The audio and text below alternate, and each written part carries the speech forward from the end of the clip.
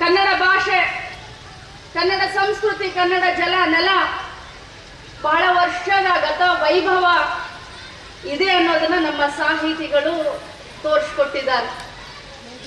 ಭಾರತ ದೇಶಕ್ಕೆ 8 ಜ್ಞಾನಪೀಠ ಪ್ರಶಸ್ತಿ ಸಿಕ್ಕರೆ ಕರ್ನಾಟಕ ರಾಜ್ಯಕ್ಕೆ ಬಹುಶಃ ಸರ್ಜುಕಾಚಾರ್ಯ ಸರ್ಗೆ ಗೊತ್ತಿರುವುದು ಎಷ್ಟು ಜ್ಞಾನಪೀಠ ಪ್ರಶಸ್ತಿ ಸಿಕ್ಕಿದೆ. 8ಕ್ಕೆ 8. ಎಷ್ಟು ಸಂತೋಷ, ಎಷ್ಟು ಹೆಮ್ಮೆ. ನಮ್ಮ ಸಾಹಿತ್ಯ, ನಮ್ಮ ಭಾಷೆ, ನಮ್ಮ ಕಲೆ, ನಮ್ಮ ಸಂಸ್ಕೃತಿ, ನಿಜವಾಗ್ಲೂ ನಾವೆಲ್ಲರೂ ಪುಣ್ಯವಂತರು, ನಾವಿಲ್ಲಿ ಹುಟ್ಟಿದ್ದೇವೆ.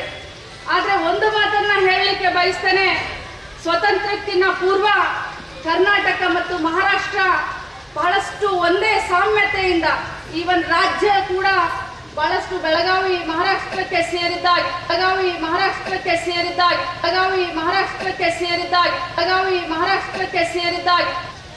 ಬಹಳಷ್ಟು ಅನ್ಯೋನ್ಯತೆಯಿಂದ ನಾವೆಲ್ಲರೂ ಇದ್ವಿ. ಕರ್ನಾಟಕ ಆದ್ಮೇಲೆ ಕರ್ನಾಟಕ ಏಕೀಕರಣ, ಇವತ್ತು ನಾವು 50 ವರ್ಷದ ಸುವರ್ಣ ಮಹೋತ್ಸವವನ್ನ, ಕರ್ನಾಟಕ ಏಕೀಕರಣದ ಸುವರ್ಣ ಮಹೋತ್ಸವವನ್ನ ಆಚರಣೆ ಮಾಡ್ತಾ ಇದ್ದೇವೆ.